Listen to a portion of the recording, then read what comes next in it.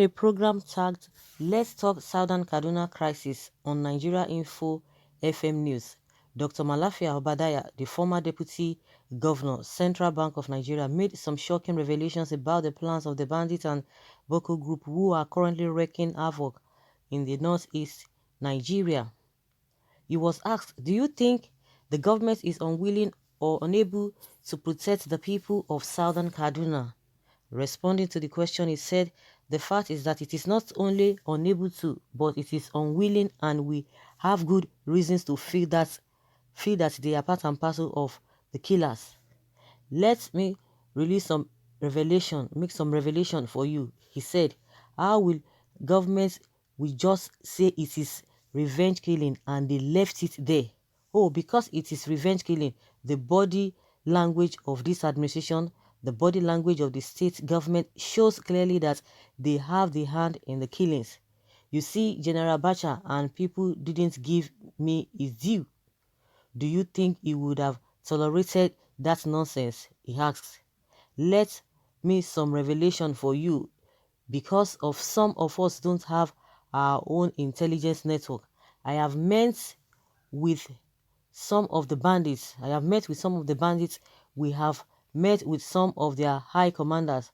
One or two have repented. They have sat down with us, not once, not twice. They told us that one of the northern governors is the commander of Boko Haram in Nigeria. Boko Haram and bandits are one and the same thing. They have sophisticated network. During this lockdown, their plans were moving as if there was no lockdown. Moving ammunition, logistics, moving money and distributing them to different parts of the country. They are already in the south, in the rainforest of the south. They are everywhere, he said. They told us when they finish these rural killings, they will move to phase 2.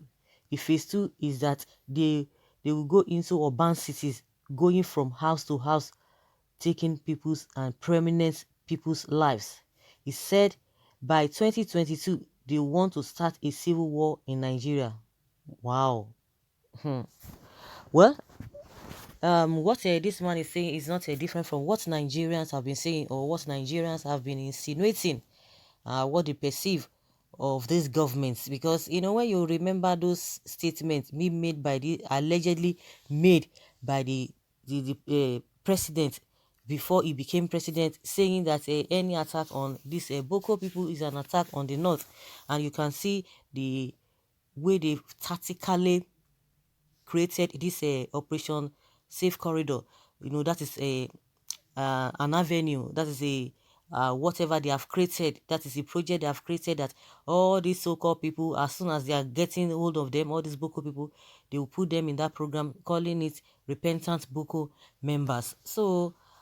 And I said it in one of my videos when we were talking about the Fulanis who committed all these atrocities, that their face were captured. Of course, some people have their reservations that they might not do anything to them at the end of the day. But one of the reasons that the federal government has been given, let's say presidency, was that, oh, this is not a ethnic cleansing. It is not what people are saying. It's not because of it's not a religion, whatever. That it is just a kind of a revenge, a reprisal. And I said, and it, so because it's a reprisal, so it will continue. See, this Southern Kaduna issue, it's now on a daily basis. It's going on. Some days ago, we learned that some people protested and immediately they were arrested. Do you know why they were arrested? They were arrested because they did not take permits, or did not obtain permits from the police. And meanwhile, these other people are going on a daily basis, without being unhindered. Nobody's accusing them. And the reason why the Southern Kaduna people were protesting was because they said even with the curfew, even with the security people on ground, that these people are still carrying out this so-called, whether they call them whatever name they are being given, that they are still carrying their activities on unhindered. So what do you think of that? What do you think of that? It's unfortunate. Honestly, if we look at the whole thing thoroughly, we will see that and know that there's a kind of high level conspiracy here and there. You can imagine what even this Obadiah saying that some of them who have repented. Who are the people who have repented? They repented and they were not brought to book. And this issue, this idea of creating this Operation Safe Corridor is another opportunity for them to give them soft landing. Why would they not be emboldened to do more? See what is happening. You are telling us it's not a ethnic cleansing. It is not it is not all about religion. Then you now found out that it is just a reprisal. Then what happened before reprisal? I asked that question before now. What happened when something happened before the reprisal came up or the revenge came up? What did you do? Because if you had done the needful, there wouldn't have been any need for any form of reprisal, and you kept everything like that, and everybody's accusing them. Yes, you have hand in it. If you don't have hand in it, and like I said, I wouldn't know that if it were to be Sonny Abacha, that he wouldn't have tolerated this nonsense. It's like they are comfortable. This government is very, very comfortable with what is happening, and these people coming, he said they are in stage 1 or phase 1. So by the time they enter phase 2, it will not be rural people, it will not be rural area they will be operating from. They will be going to the urban place, and let's see what will now happen.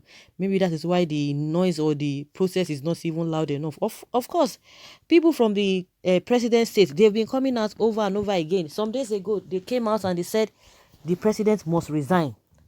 Of course, they will downplay it, just like Femi Adesina was talking about the protest, the revolutionary protest that took place, calling it a child's play, meaning that all those things they've listed, it's non-issue, that it's not really a big deal.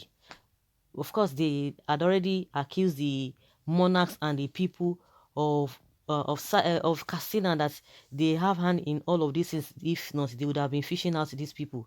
We could hear one of the uh, old men in that vicinity in Katsina who insulted the president according to what they said. But the next thing, they arrested the man. Did they find him? I don't even know what they did to him. Up till now, nobody talks about what actually happened to the man. They just want everybody to just say, oh, everything is all right, don't say anything. And the unfortunate thing there is that those who are supporting them, I don't know whether they belong to the same category, that this kind of a thing will be happening, and somebody somewhere will sit down and be justifying this barbaric act. So starting a civil war in Nigeria in 2022 is all in the plan of keeping Buhari in power forever. These people know that they don't have a chance beyond 2023, so they are already putting things in place to keep them in power, as in they are ready to destroy Nigeria for their own selfishness. Thank God for God. All their plans are being exposed, and our God, we keep destroying them one after the other. A lot of governors, they've accused a lot of governors that say they were sponsor or they are leader of this Boko people, and majority of them have been coming out to say, oh, that is not the issue, that is nothing like that. But people know quite well that the whole thing started from their end. So guys, let's hear your opinion. Leave your comment below and let's have your take.